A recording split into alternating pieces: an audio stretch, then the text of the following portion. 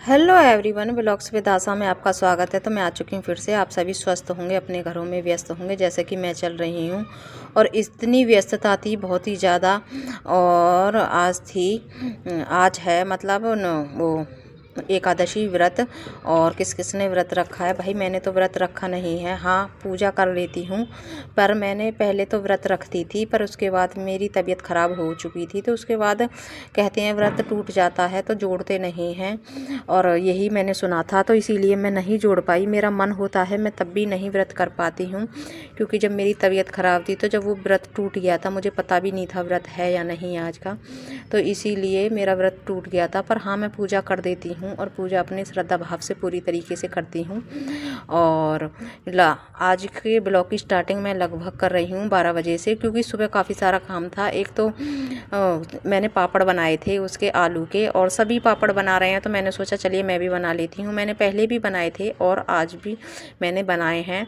और आप लोग समझ सकते हैं, घर का काम करने के बाद फिर मैं ऊपर गई, और ऊपर जाने के बाद फिर मैंने पापड़ भी बनाए। उसमें भी थोड़ा बहुत तो टाइम लगता ही है, और मैं अकेली ही करने वाली थी घर पर, और तो इसीलिए मैंने ब्लॉग भी शूट किया और अकेली कर भी रही थी, तो इसीलिए मुझे काफ़ी सारा टाइम लग गया। और मैंने पापड़ बनाने के आने के बाद फिर मैं अपना नहाई धोई, और नहाने धोने के बाद फिर मैंने ऊपर से भी काम किया। काम करने के बाद फिर से मैं नहाकर नीचे आई, तो आकर देखा तो किचन सारा फैला पड़ा था, क्योंकि बच्चे हैं, बच्चे ऐसा ही कर देते हैं। मेरा एक बेटा घर पर रह गया था, उसका छुट्टी थी, तो उसने इतना फैला के रखा हुआ था बहुत ही ज़्यादा।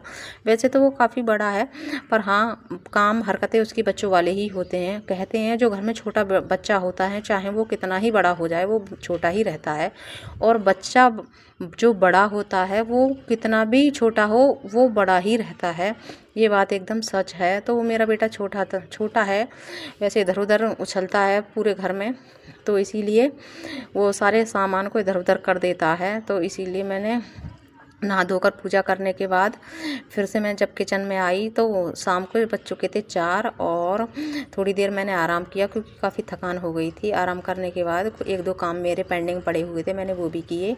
और इतने ही 4 बजने के बाद मैं जब किचन में आई, तो मेरी बेटी का फ़ोन आ चुका था। रास्ते से ही मेरी बेटी कॉलेज गई हुई थी, तो उसने फ़ोन कर दिया था, उसे भूख लगी थी, तो इसीलिए उसके कॉलेज आने से पहले ही, घर आने से पहले ही मैंने उसके लिए चाय बनाने रख दी थी। जितने वो आएगी और इतनी देर में उसके लिए हल्का फुल्का सा कुछ बना दूंगी, और चाय भी बना दूंगी। मेरी बेटी चाय पीती है इस टाइम, तो इसीलिए उसके चाय के साथ कुछ हल्का होता खाना खाने के लिए उसके लिए होता ज़रूर है।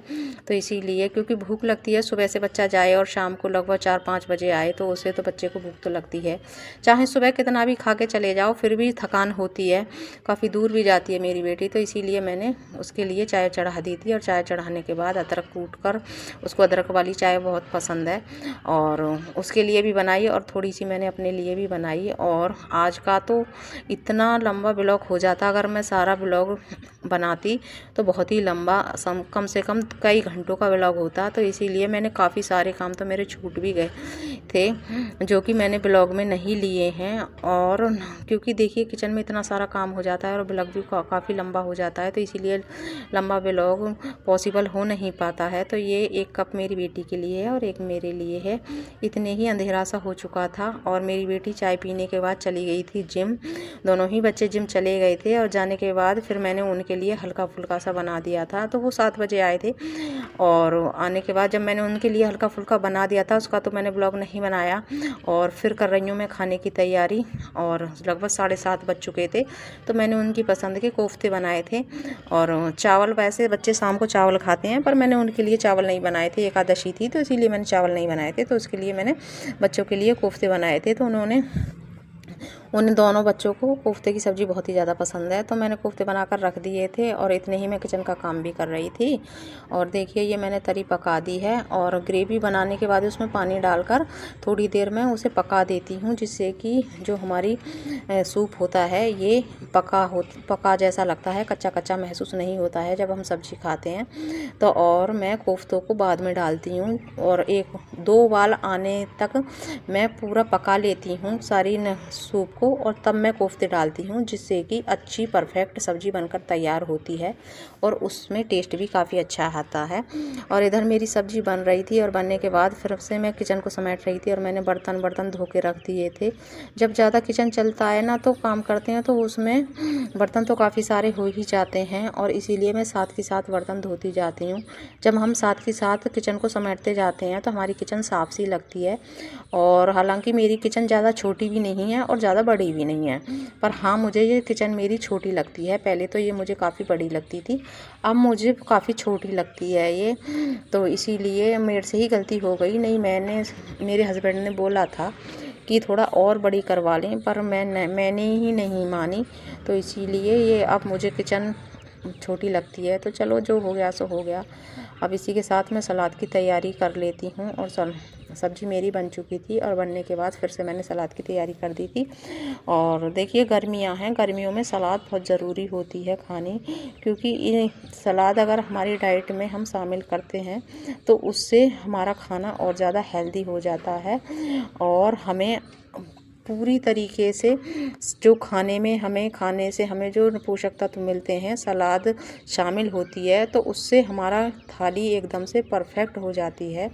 खीरा और गाजर तो और नींबू तो मैं ज़रूर ही ऐड करती हूँ अपनी सलाद में। और जब मैंने सलाद काटने के बाद रख दी थी, क्योंकि मैं जो थोड़ा सा टाइम बचता है मैं उसमें कुछ ना कुछ किचन में करती रहती हूँ, बैठती नहीं हूँ। और फिर उसके बाद मैंने रोटियां बना दी थी और बच चुके थे लगभग 8 बजने के बाद। फिर मैंने रोटियां भी सेक दी थी लगे हाथों, और रोटियां सेकने के बाद भी मेरा काम ख़त्म नहीं हुआ था। अभी खाने का तो टाइम ही नहीं मिला था, क्योंकि ना अब मैं रोटियां सेक रही हूँ, सेकने के बाद फिर बच्चे खाएंगे, खाने के बाद फिर तो मैं बाहर जाऊंगी, तो जो कि मैं थोड़ी देर ज़रूर जाती हूँ घूमने के लिए।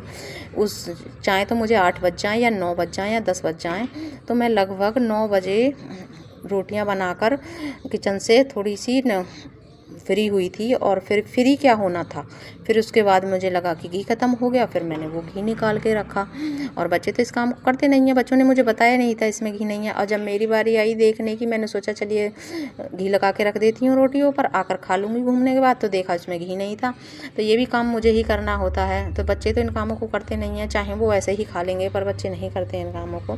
तो इसीलिए फिर मैंने घी निकाल के रखा और बड़े डिब्बे से छोटे डिब्बे में, और घी निकालने के बाद फिर मैं बिना खाना खाए ही घूमने की तैयारी में लग गई थी। क्योंकि थोड़ी देर शाम को जब घूमना चाहिए ज़रूर, चाहे खाने के पहले जाओ या फिर बाद में जाओ, तो ये सुबह सुबह तो मेरा पॉसिबल हो नहीं पाता है मॉर्निंग वॉक, तो इसीलिए मैं शाम को ज़रूर जाती हूँ।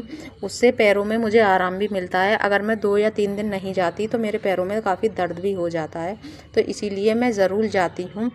और जाना क्या था, थोड़ा मुझे काम भी था और मुझे दूध के लिए अपनी डोलची रख कर आनी होती है। और 9 बज चुके थे, तो अब मैं घूमने जा रही हूँ। तो इसी के साथ बाय बाय।